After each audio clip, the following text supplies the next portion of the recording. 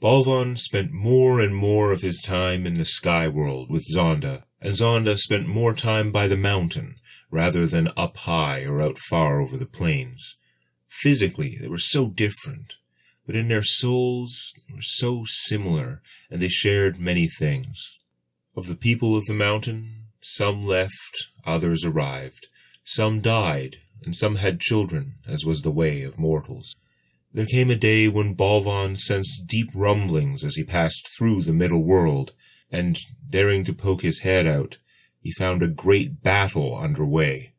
The gold dragon, Zoloto, was roaring and breathing forth ruin, besieged by an army of humans. "What is it?" asked Thungrim the dwarf, who had been walking with him through the passage. "They are fighting the dragon," Balvan said, descending back into the tunnel. "That great golden bastard!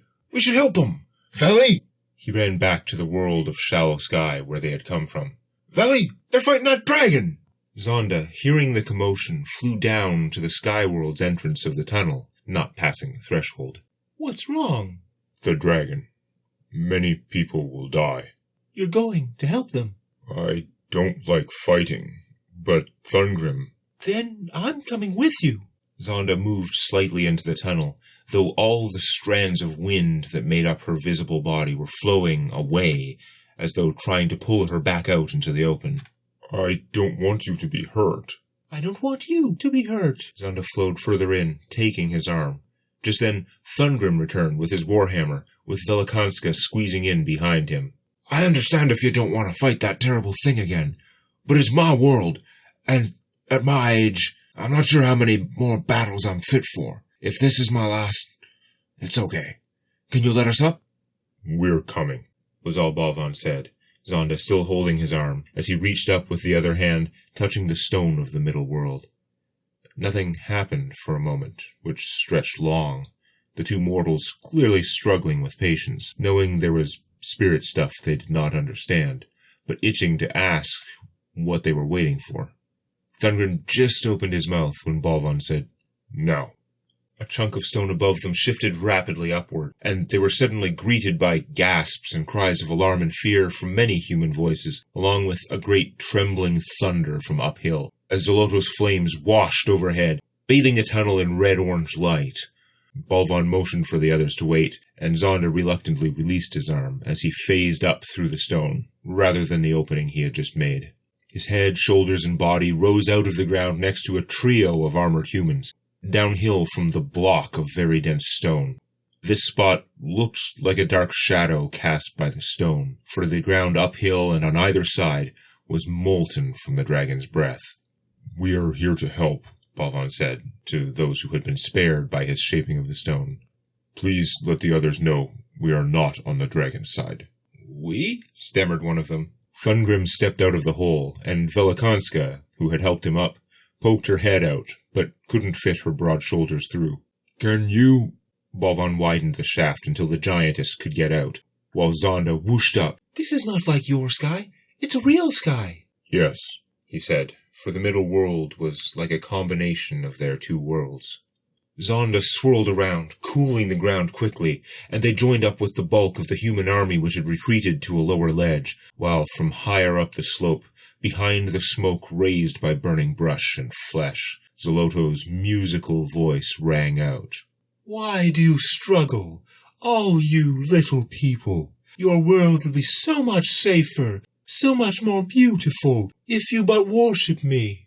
The leader of the humans, a bronze-armored man, listened to the 3 soldiers Balvan had saved, and gladly accepted the aid of the 4 bizarre strangers from another world as though it were quite an ordinary thing. "This creature's been demanding tribute and began burning villages when they did not pay.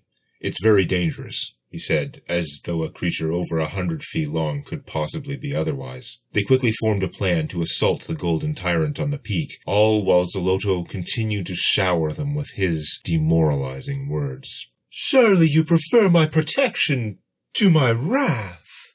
Balvan led them to a steep path, a side of the peak where the dragon would probably not expect an army to be able to pass quickly, and where there were more rocks they could use for cover should the golden monster fly around to assault them. There, Velikanska helped the soldiers up 2 at a time, while Balvan himself ascended on the other side, shaking the ground with his steps to draw Zoloto's attention, though he could have glided soundlessly through the stone. Before he began to stomp, though, he pulled a large slab of stone from the mountainside. The small human army all had shields, and though Balvan had seen shields before, he had never before had reason to worry about such protection. Now, facing the dragon, he reinforced the block into a solid, almost impenetrable rectangle, like his armor, but thicker, to protect himself from what was to come. As Balvan stomped up through the rapidly thinning smoke, Zoloto greeted him. "Did I not eat you?" "You tried." "And you fled," recalled the majestic creature. "And given the timing, and the army trying to sneak up on the other side, I don't suppose you've reconsidered worshipping me." The dragon sighed, merely a display of disappointment, and yet Balvan could feel the intense, searing heat of it bathing the mountainside. "I am the mountain. I belong to no one, yes. Die." Zoloto's head pulled back and snapped forward with great speed, like a cobra snapping at the air. But rather than biting, he exhaled his violent flames once more, focused on a stone spirit. Balvan was not quick, but he had been waiting for the attack, sinking into the stone to avoid it. If it had been the claws or the fangs, he would have tried to block with his shield instead, looking for a chance to strike back. But the head motion had misled him for a critical instant, and though he avoided the brunt of the flames, he was still scorched as he glided into the mountain. A broad area was bathed in fire, and what sparse vegetation remained was incinerated and the rock baked until it glowed orange-hot. As the torrent of fire waned, Zonda swooped down, cooling the ground with her wind. Zoloto tilted his head, his great white-gold eye precisely following this barely visible air spirit. Suddenly, as he was distracted, an arrow struck the dragon right in the eye. He flinched mightily from the pain, and 3 more arrows bounced off his great golden lid. But when his eye reopened, the missile fell out, leaving only a literal scratch. "We have a brief window before it can do that again. Keep an eye out for new cover as you advance." The leader of the army, who sounded like he'd fought a creature of this sort before, charged forward, immediately ignoring his own advice to run wildly at the creature, followed by Velikanska and Thungrim, and by the archer who had shot the dragon's eye. "I tried to be magnanimous," said Zoloto, wheeling around with a weight and gravitas that belied the speed with which he had attacked Balvan. "But it appears you need a vengeful god." The dragon beat his massive wings with a force that checked even the giant's advance, driving back all smaller combatants. But the buffeting wind was angled such that it did not catch the lead human, instead isolating him for Zoloto to devour. The helmed man was a lot quicker than Balvan had been, though, and as the golden maw closed in, he got most of his body clear such that only his shield got jammed between the dragon's teeth. Still strapped to it, the man struck at the snout again and again and again with his bronze sword as he was hoisted up into the air, but his weapon glanced harmlessly off the golden plates and teeth, and he was forced to keep kicking himself away from the fangs as Zoloto snapped and tried to snare him with his forked tongue. "Smith!" called his friend, the archer, firing arrows at the dragon's plated neck as the winds died down, all to no avail, while the others charged forward once more, all too aware that they were losing time before the fires would come again. Balvan rose up to his waist, and Zonda was immediately at his side. "You're hurt!" she moaned, looking at his scorch marks, but Balvan was more worried about the others. "Be careful," he said, as he strode forward, rising with every step till he walked upon the surface. "But you were burned." She flew up, keeping her distance from the monster. Balvan ran up, insofar as his steady pace could be called running, and struck at the golden shin. His fists could splinter granite, but had little effect on the metallic tyrant. Yet, perhaps more than he thought, for the dragon looked down and kicked at the stone spirit.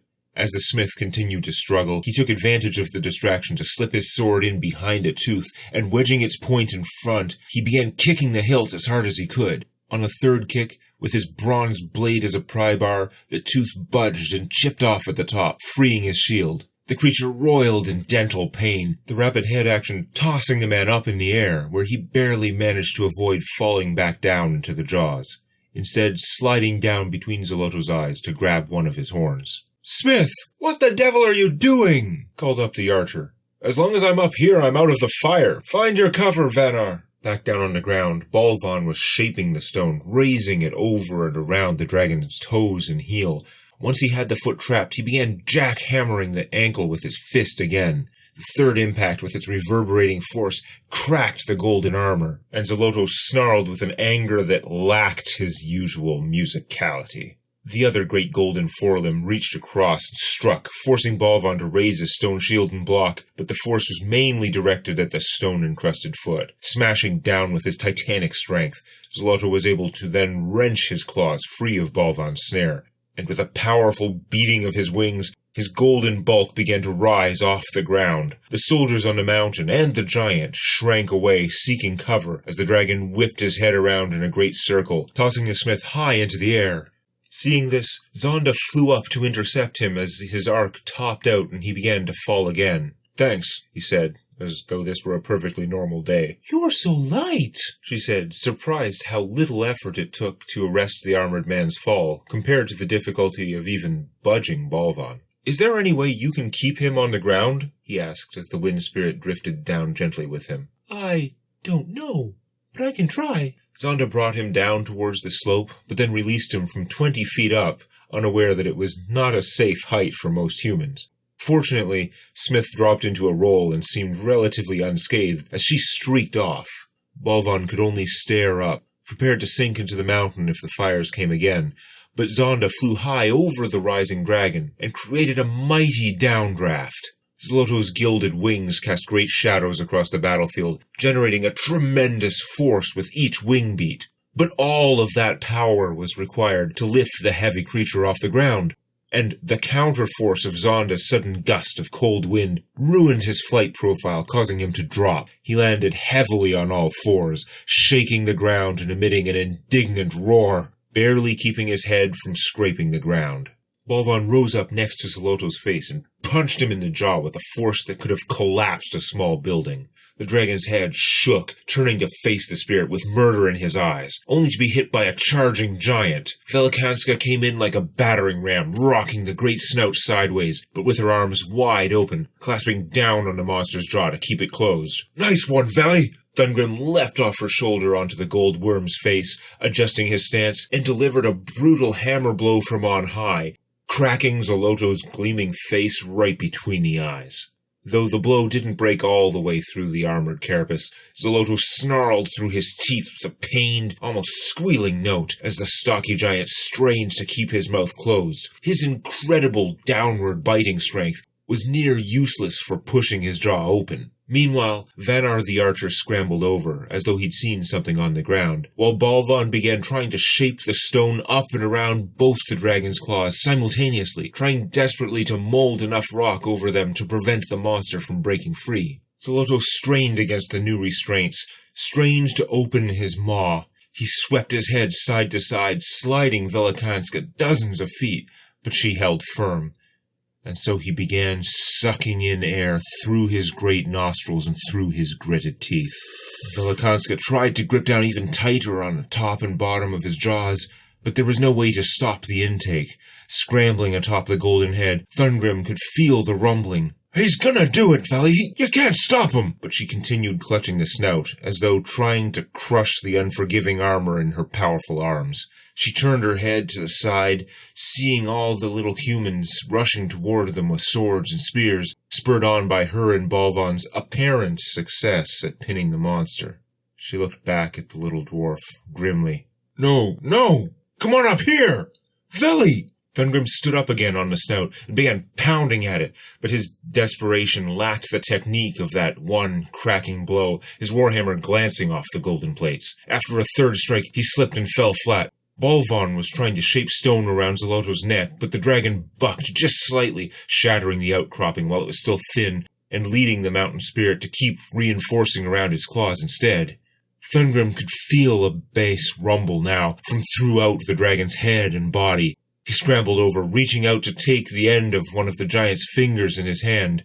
She looked across at him, sadly, as he broke down in tears, but suddenly she squinted her eyes shut tightly. Gouts of liquid fire jetted out between the gritted teeth of the huge golden maw she was clutching. Thin streams which struck several of the human soldiers, the flames cutting through them like blazing axes. The dragon turned his head slightly, trying to bring the weapon to bear on the leaders, or maybe Balvan. The dwarf was shaken off the back, but the stone spirit slid down into the safety of the mountain, and Vanar loosed another arrow from close range directly into Zolotto's white gold eye. The dragon's head recoiled, thrashing upward and spurting narrow jets of flame high into the air. As the arrow struck true, for affixed hastily to this shaft was the fragment of his own draconic tooth Vanar had spotted on the ground. The bit Smith had chipped off. Soldiers leapt out of the way as the fire slopped down in great jagged loops, searing all they touched. But Zolotto could not wrench open his mouth to spew a great curtain of flame, which would surely have wiped out most of his foes. Somehow, the giant Velakanska held, even as he flailed his long neck, waving her and his head around until his ruinous breath was spent. The ribbons of flame trailed off, leaving the dragon's teeth a rictus, an ember-red crocodile smile that attested to Zolotto's rage. And finally, Velakanska fell. "No!" wailed Thungrim, running and stumbling over to her, placing his face against her large cheek, embracing her as well as he could. Her left arm, the one which had held the lower jaw, was little more than cooked bone, with a still intact but unmoving hand at the end. Her legs had fallen some distance away from her torso, her midsection also having been incinerated by the streams of pressurized fire. Velakanska's eyes did not open again, but a watery stream flowed down her cheek, wetting the dwarf's face and beard. "No, Veli." A metal gauntlet clamped down gently but firmly on Thungrim's shoulder, but he didn't even look up until the smith said, softly, "Mourning is a privilege given only to the victors. If we don't win, who'll remember her?" Slowly, the dwarf turned toward the human's full bronze helm, and Smith ordered, "Come now, show me that hammer trick again." The great golden dragon stood with his forelimbs bound by thick stone, and his long neck stretched all the way up, looming high over the battlefield. Unable even to reach up to pluck the tooth-tipped arrow from his eye, Zolotto turned to look down over these insects who had scarred him now several times. He stretched his head up and to his left, then whipped it down and across as hard as he could to use the momentum of his snout. His multi-ton armored jaw swung like a miner's pick to shatter the stone mound encasing his right front claw. The great golden blade that was Zolotto's head streaked down with meteoric force, only to be met by Balvan sliding up from the ground to meet him, arm high, delivering a straight uppercut. The might and mass of the dragon collided with that rising fist, but even though the spirit was in motion, there was no give to him. There was no gap, no border, no differentiation between the ancient immovable stone and Balvan's tall anthropomorphic form. Zolotto's head could have smashed through a castle wall, reducing heavy fortifications to rubble and shrapnel, but instead it met the mountain's punch like the immeasurable mass of an ocean wave breaking against the shore. The humans of the Smith's army were still in cover or in shock from the fiery wrath, stifled though it had been by the giant's sacrifice. They watched Zolotto's armored snout deflect off Balvan, sliding a short way down the slope and digging a shallow, smashed rock furrow away from the stone that still encased his right claw. And from many of the soldiers rose a cry of surprise, of vengeance, of hope. They surged forward, converging from all around the chaotic mountain slope battleground, raising their swords and picks, dodging some still burning patches of dragonfire. Thungrim fought back his sorrow, jogging towards the monster. Smith kept pace with the dwarf, which for him was not much faster than a walk, but he spotted Zonda's breezy, ever-shifting form. "Can I trouble you again, fair lady? We need to get up there." He pointed at the golden head, which even lying in a ditch of shattered stone stood more than 8 feet tall. Zonda swept down and whisked the man and dwarf up toward the dragon, but they were all blown backward 20 feet by a searing gust as Zolotto moaned in pain and confusion. With a determined hum, Zonda swooped around to approach from the side, hauling Thungrim and the smith along, though they were now sweating profusely from that steam bath. Just as they landed on the head, it rocked back and forth, threatening to shake them right off the other side, but it stopped after 2 shakes. It seemed less like a reaction to the boarding party than a feeble attempt to shake off the effects of Balvan's strike. With Zolotto lying prone and his claws already bound, Balvan once again tried to meld the mountain stone around the dragon's long neck to trap it in place. Meanwhile, the soldiers, reaching the trapped legs, began prying up plates with their picks while others stabbed and cut into the gap, having far greater success than they ever could have if the creature were not immobilized, particularly around the shin which the mountain spirit had cracked earlier. Smith found his footing, working his way up the smooth metallic slope, and Thungrim scrambled to follow, swept up by the human's palpable sense of purpose. Smith reached his goal, the crack in the armor between the eyes made by the dwarf's warhammer earlier in the battle, a small ring of fractured metallic carapace which he had somehow spotted during the dragon's thrashing around. The smith raised up his short sword and stabbed downward with all his might, but the armor was still too thick even at the damaged spot. Oh well, it was worth a try. "You're giving up?" cried the dwarf, suddenly angry, but Smith turned to him. "It seems it's not for me to slay him.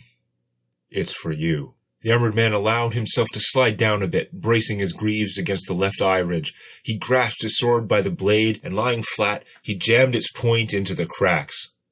Thungrim caught on, and standing up straight, he focused on his hammer, on the technique he'd used earlier, the one he had created based on those occasions when he had seen Balvan fighting. Pale imitation of the spirit's own natural stance. He swung down with all his strength and focus, striking the pommel of the sword of Smith, driving the blade like a spike 3 inches into the dragon's skull with a low metallic clink of blade on armor. The hit must have been felt, but the dragon, still stunned, if not concussed, barely twitched in response. But as the human called Smith held his sword in place, the dwarf, himself a weaponsmith by trade, swung down again in another epic blow, driving the bronze blade deeper, and this time the pain pierced Zolotto's mental fog, and he began to panic. He scrambled with his back legs, scaring off some of the soldiers, though his front claws remained bound in stone. But as he bucked and rolled his head, the thick arch trapping his neck began to crack again, and in a last-ditch effort to restrain him, Balvan leapt over to his head and grabbed on, trying to hold him down, much like Velikanska had. Though a good 2 feet taller than Smith or any of his men, Balvan was still far too small to grab the entire snout as the brave giant had. Instead, as the dragon snarled, the spirit grasped the top of Zolotto's lower jaw, the sturdy metal ridge which resembled a lip, with both hands, and pulled down. The mouth snapped wide open, jostling the 2 little attackers, almost throwing Thungrim, and the arch of rock crumbled, releasing the head, only to be anchored by Balvan's strength. Zolotto strained and heaved, oblivious to the arrows being fired into the roof of his mouth by Vanar. But the same strength that had hefted a broad-shouldered 16-foot giant clean off the ground could do nothing to lift Balvan, for he and the mountain were one. The dragon struggled, snapping and gnashing his teeth, trying to dislodge the powerful stone hands that held it down. But they were so small relative to Zolotto's long teeth. His powerful jaw was built to bite straight down, like a well-honed hunter's trap. There was no overbite, and very little ability to swivel it, since his long, powerful, flexible neck already let him strike from any angle. Even when his tooth grazed one of those tiny, unforgiving hands, Balvan held fast, sliding his grip over just a couple inches, and that was enough to put it out of reach. Regaining his balance, Thungrim timed his move, and lunged forward to hammer down the hilt once more. At this point, the smith was not so much holding the blade in place as holding on for dear life, but he released his grip as the dwarf struck, sliding down to grab the eye ridge instead. The sword penetrated all the way to the hilt. In pain, but not lethally injured, Zolotto's indignant snarls turned to pleading. You can't do this! The harmony of his voice dropping to a minor key. You win! You've won! Spear! Called the smith, pushing up to a half-standing position, and raised one hand high as he clung to the golden eye socket with the other. Several of the soldiers down below ran around to the side and tossed spears sidelong at their leader. One deflected off the eye socket and Smith's lower arm, but he snatched the second shaft out of the air as a third lightly bounced off his armor. "I'll leave!"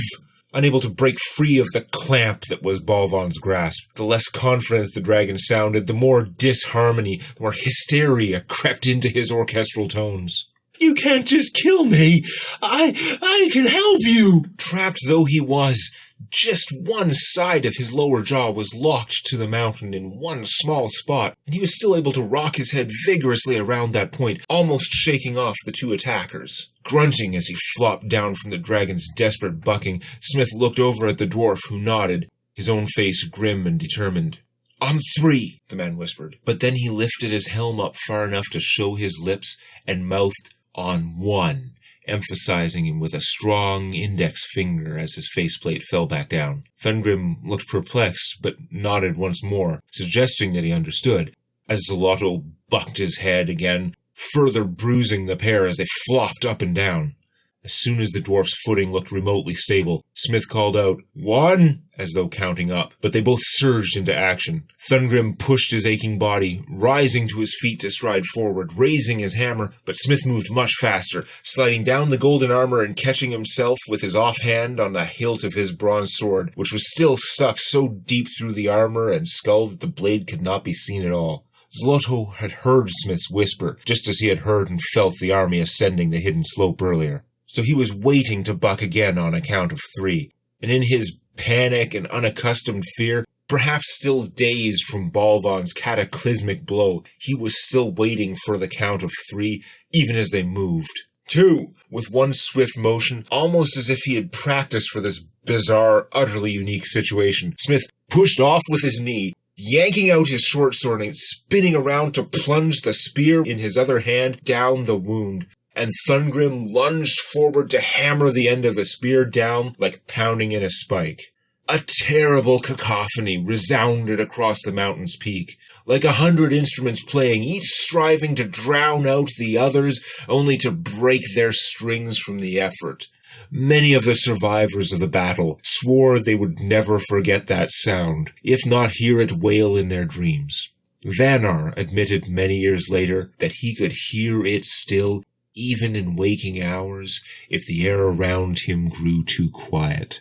When Zolotto's death throes were over, all became eerily silent, as warriors sought out those friends who still lived, or the bodies of those who had died. And the many who shed tears did so silently.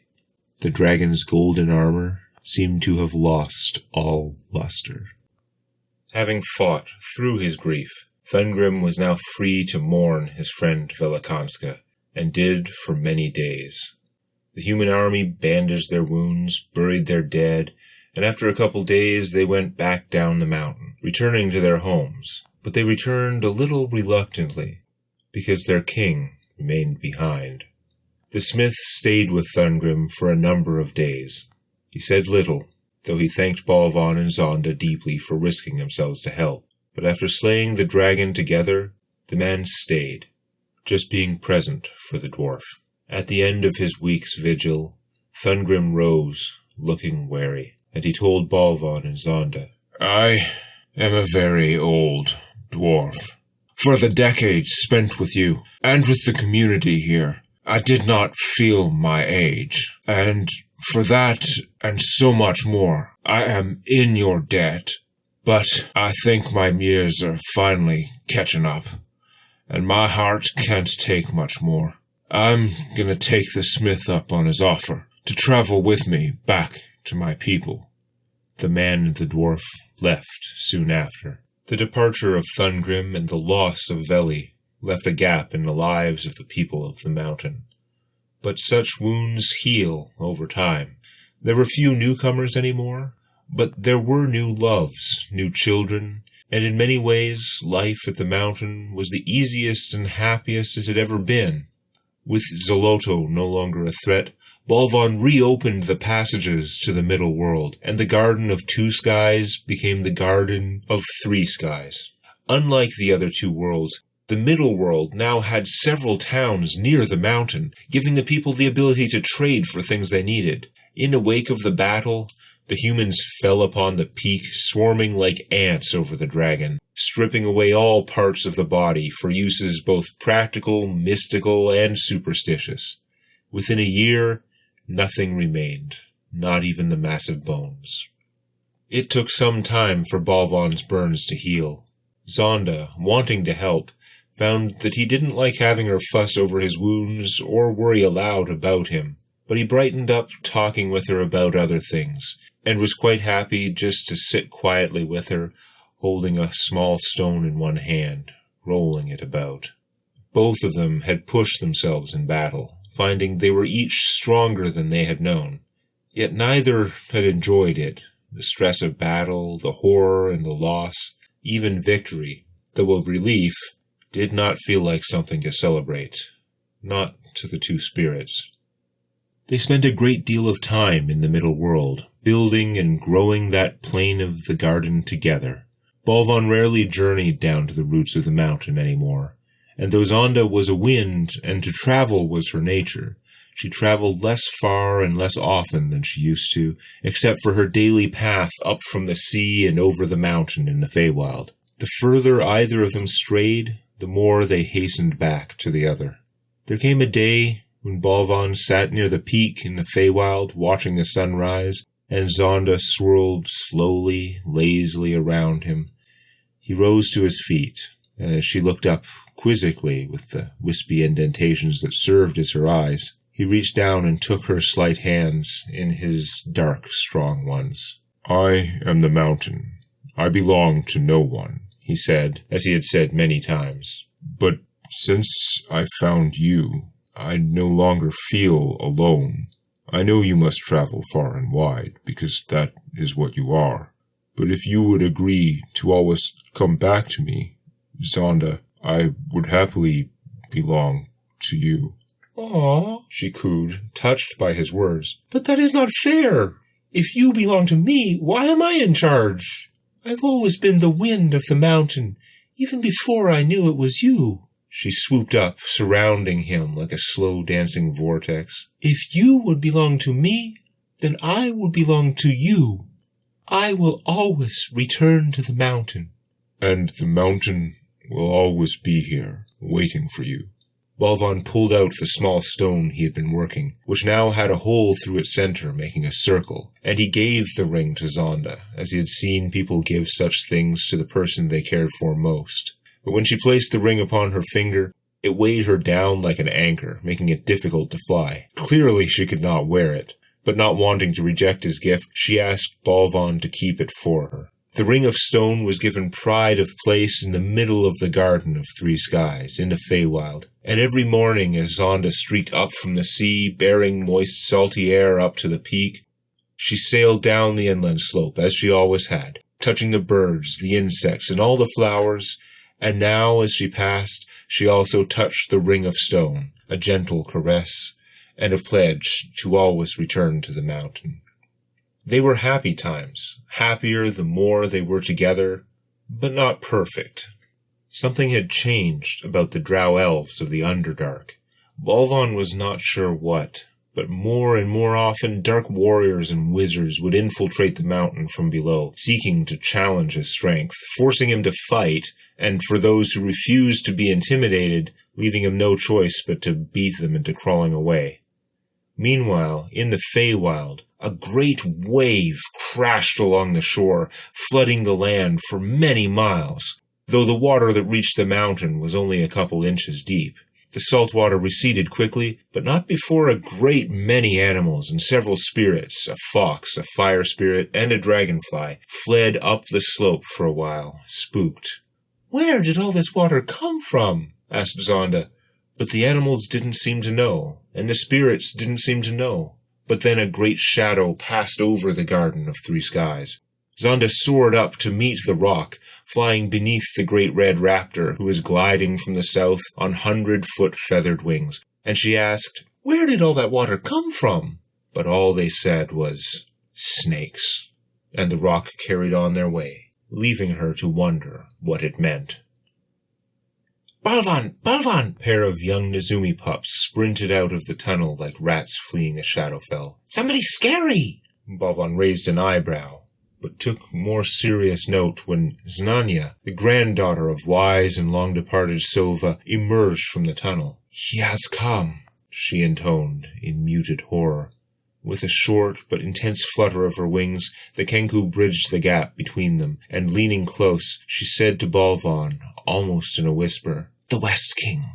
I think he has come for you." Others were still flooding from the tunnel into the middle world. Zonda zipped around, inspecting them from a few yards away, trying not to get in their faces. Nobody appeared to be hurt, but they were all terrified. "Is he following you?" she asked, but the last one through shook their head. No. "Maybe he'll go away." "If he does, he will come back again. I will go." Balvan marched into the tunnel. "I'll come with you." Zonda flew up behind him, but stopped at the edge of the tunnel, every part of her form streaming away from the passage. Balvan looked back. He understood how uncomfortable this world and the tunnel to it made her feel, especially in a tense situation. "I will always come back to you." Shotirui, the dragonfly spirit, had stayed behind when the others fled, watching the stranger from far away, close to the ground. They led Balvan up to the church he had built, high on the slope. He found the West King inside, staring up at the tall golden statue of Pelor, slight of build and leather-clad, like a man or elf, but with ears not quite right for either. He didn't move for a very long moment, before turning from the idol to face Balvan. "The millstone," he said, without any particular interest or emotion. The mountain spirit wanted to ask what that meant, but instead he said, "Many of the people here are afraid of you. They say you are a vampire, and that means you stay alive by hurting people. I don't allow anyone to harm another on the mountain." "It's what the Dark Elves call you now. The millstone." Young. He looked young, even to Balvan, who was not great at judging mortals by their appearance. They were all so different, lived such different lives, some long, some short, some with feathers, some with fur, some with neither. But this vampire looked young and felt old. "Are you with them? Have you also come to fight me?" "Not at all. Neither. I don't get along with the drow. But there's little I can do about them. Besides, from what I hear, you beat the hell out of them regularly." Balvan found the stranger's demeanor unnerving, and he was not easily unnerved. "I don't like to fight. I don't know why they keep coming," he said earnestly, still baffled by this conversation as much as he was by the actions of the drow. "They say you fought their empress to a standstill. That's why they keep trying to beat you. Beating you, something you and Korleva supposedly couldn't do, would prove they're stronger than she was. It would give them a claim to rule." The vampire droned on as though the whole thing was somehow tiring to him. "If that is true, then how do I stop them from trying?" "I don't think you can. There'll always be someone looking for a quick way to rise to the top, but fewer would try if you killed them every time." Sounding utterly bored, the stranger turned away, gazing up at the golden sun god once again. "I don't kill unless I have to," said Balvan firmly. "Then just avoid them. Sink into the stone until they give up."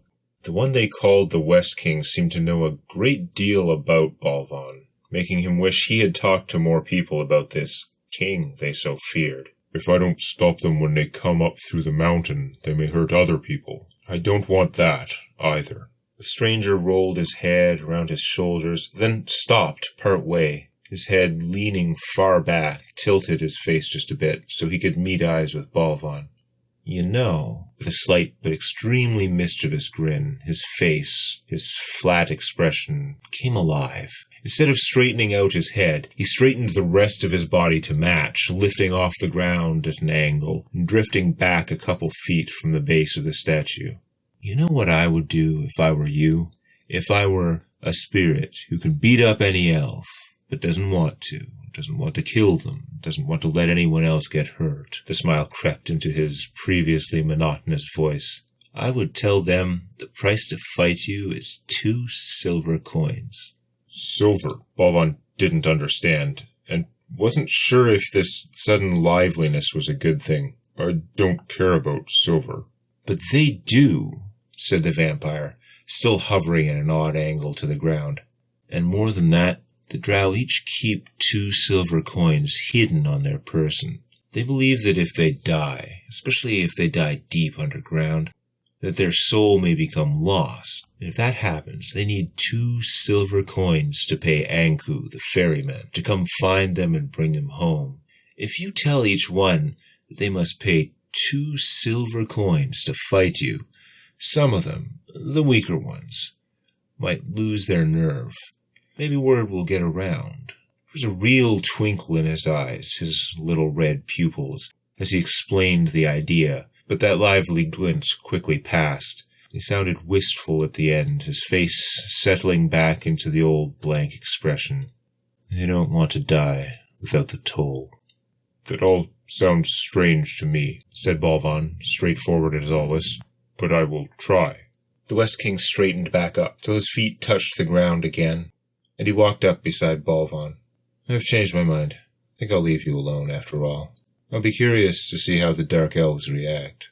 Not understanding what he meant, Balvan turned to watch as he walked past toward the open door. You can call me Swain, said the vampire as he passed out of sight. And the king left. No ill seemed to come of his visit, and the Shadowfell denizens passed through the Garden of 3 Skies back to their parts of the mountain. But now Balvan spent many hours listening to the people's tales of the West King. Tales of fear and of tragedy, which were very different than the side of the vampire he had seen that day.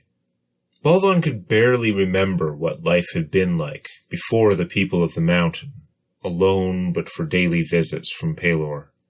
No longer refugees, they had become a community, descendants of those original desperate souls, with many races and even a few spirits all living together. They tended the Garden of 3 Skies, took care of each other, and enjoyed both the grand view from the mountain on each plain and the relative safety of living under the protection of Balvan and Zonda.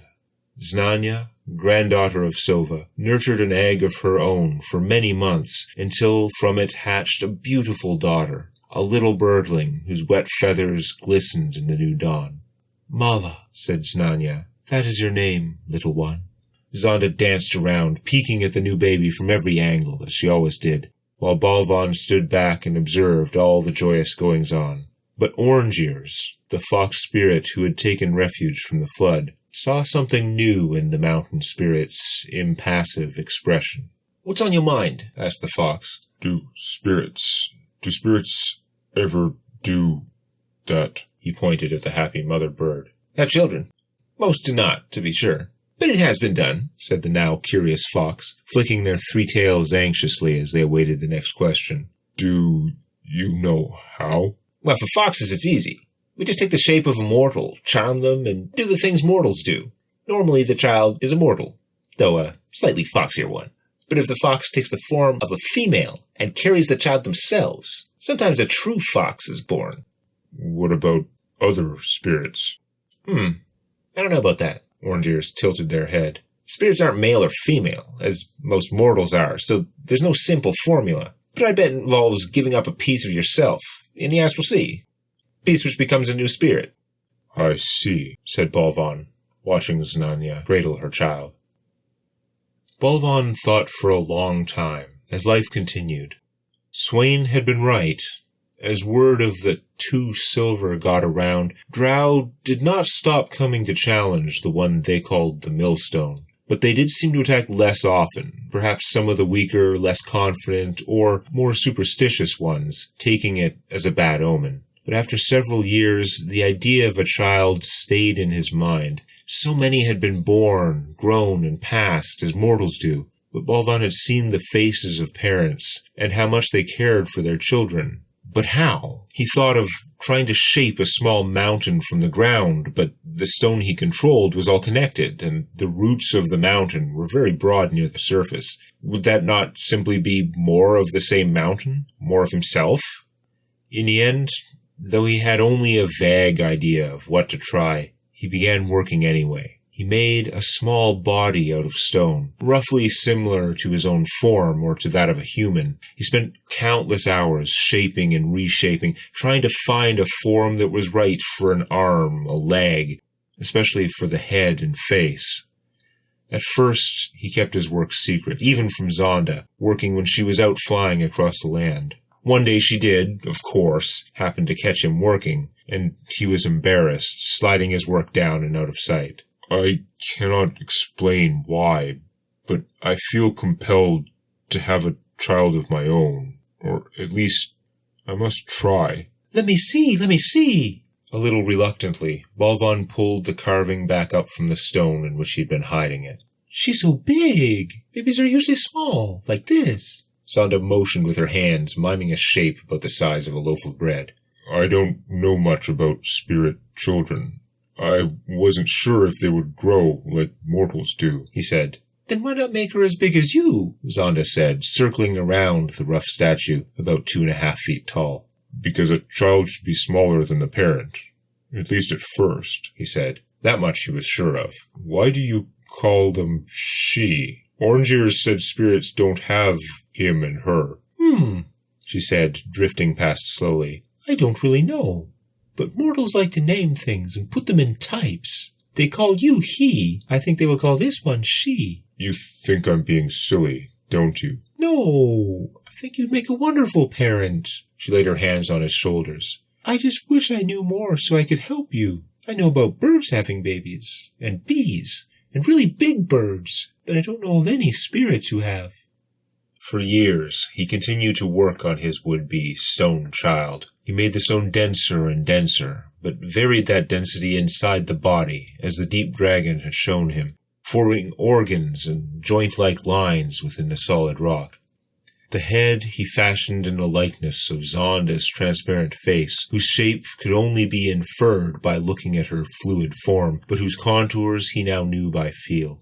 And he spent countless hours, days, months, working at the seemingly impossible task of shaping stone into wind, to render a finely detailed, yet still pale imitation of Zonda's ever-flowing windy mane, that mane which blew without beginning or end, phasing between the spirit's almost solid body and the sky itself without clear boundary.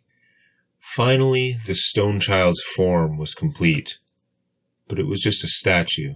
A piece of art, crafted with great and selfless love, but no more than that. No more alive than the works of any great mortal artisan.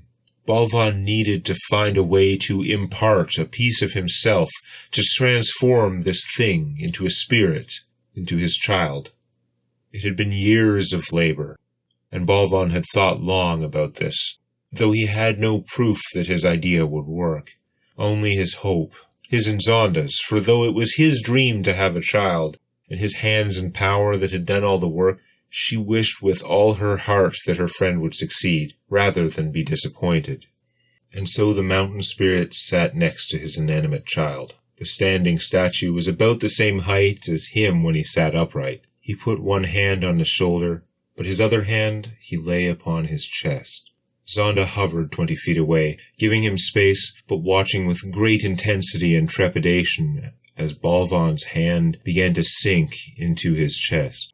For he had power over the stone of the mountain, and the stone of the mountain was also his body. It was his to do with as he wished, and his wish was to create a new life, a task so simple that mortals did it countless times each day, yet so difficult that no one was even sure if the gods had done it. And in between them, Balvan was simply a spirit.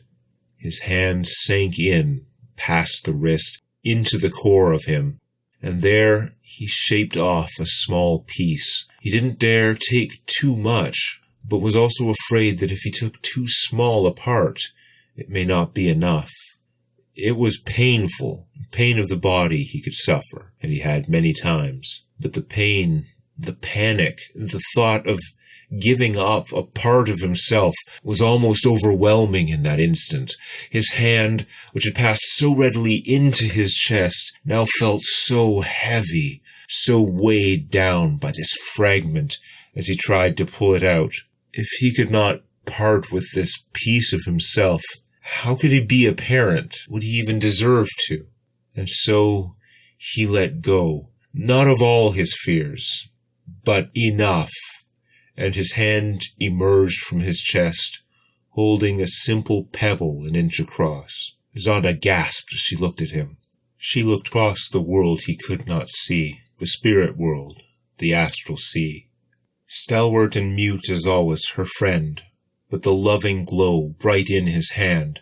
He reached out forward with the gleam, eclipsed within a shape unseen, but slowly, faintly the child's form outlined, becoming part of the spirit land, and yet did not open their eyes. Balvan had never seen the astral sea, though he had been told many times that as a spirit, he was a part of it, and it a part of him. When Zonda explained that she could now see the child in that place where only spirits exist, it gave him hope. But the long arcs of graven hair did not so much as rustle, and the stone child's eyes remained shut. The other spirits who took refuge near the mountain gathered round, the fox, the fire spirit, the dragonfly, and others. But though they, like Zonda, could see the child's astral form, there was no other sign of life. I don't know what else I can do, said Balvan, his disappointment gradually turning to dread. That this may be the end. Maybe because I cannot see as you do, I can't. Balvan turned over, rising onto his knees, and lay his great arms around the would-be child, hugging them as though they were alive. No, moaned Zonda, softly. Outside the world of the physical, she swirled around the sad couple, embraced her friend like summer breeze, wished for him, please, oh please, looked upon the body he'd made, such fine stone hair, such pretty face. If mountain could reach so deep inside, surely wind could in the child confide. Moved in that moment she made her choice. She sang to the stone in truest voice. Breath from her core, her soul laid bare, a breeze that blew the carven hair. The stone body became warm in his arms, and let out a small, surprised sigh. Ah! Surprised, Belvin loosened his grasp, almost letting go. He looked up at the face he had crafted to find wide eyes staring back at him, and the long stone-gray hair, so many months in a crafting, lifted off the child's shoulders, blown streaming back by the wind. He hugged tightly again, with exactly the same love as before, but without the sadness. Zonda swooped down and hugged him from behind, hugged them both, misting salty water from the base of her skirt-like funnel. But Balvan did not cry, for he was stone. I hope you enjoyed part 2 of this 3-part saga. If you got here through TDDC, you know that most of the pieces are in place now, but there's one act left to this story. If you didn't come here from TDDC or my Animated Legends videos, then I don't know what happened, but please check out my main series. Tales from my D&D campaign is funnier and geekier, but set in the same crazy 3-plane world. Part 3 should be out in about a month. Probably sooner for my Lore Master patrons to recognize how much time this project took away from writing Mage Captain Sakura, and because it's them and all my other patrons who make it possible for this to be my full-time job. I can't thank you all enough. If you aren't a patron yet, I'd love for you to chip in at patreon.com/DMAC, but whether you do or not, please share this with anybody you think might like it. Thank you.